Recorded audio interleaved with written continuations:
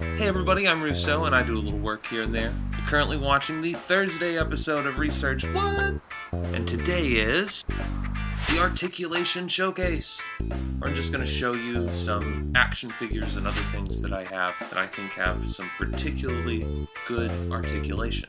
First off is this Majin Buu. For all intents except for the head, he's just a bunch of ball joints.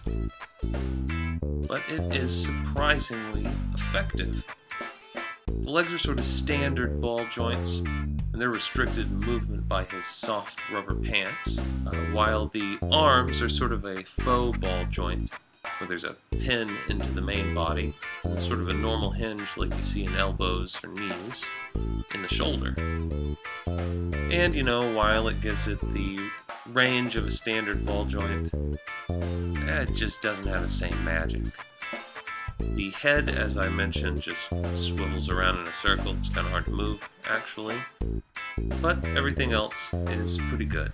Of course, you compare this to the size of a standard miniature, and you can see how some of these things might be a little difficult to scale down, especially in any sort of DIY sense. Of course, you've already seen that the ball joints will work, you just have to have pretty small ball joints, but we'll get those guys out of there and move on to the Elgen Sniper. Now, the interesting thing about this is that it's going into a sort of stealth mode, so over half of the figure is translucent and we can see the joints inside.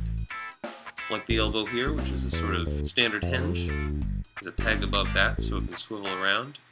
Looks like the same shoulders way down in there. And interestingly enough, it looks like the feet on this guy have ball joints. Actual ball joints in the feet, which is really nice because it means you can just push him down onto whatever surface and his feet will level out. Pretty cool, and he stands on his own. Though there isn't a whole lot of articulation elsewhere in the leg, which seems a little strange. Of course, we can turn him around and lift up the cape. You can see all those just swivels in there, sort of standard pegs. Now it looks like he's got a waist that can rotate, and his hips will rotate around. But then there's nothing until the ankles, which have ball joints. So I would suspect that if you push him down with his legs in some weird position, they just spread back out. But that's enough of that guy.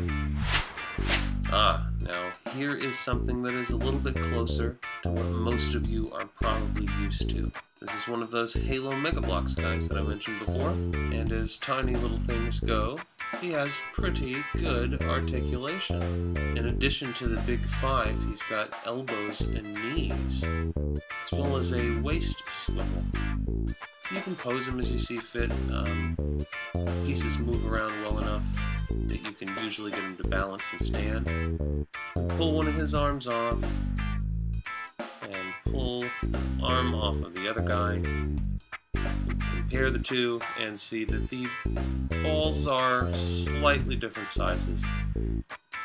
The Megabloks ball joints are a little bit larger, but that being said, they still interface pretty well. You get funny little creations like this.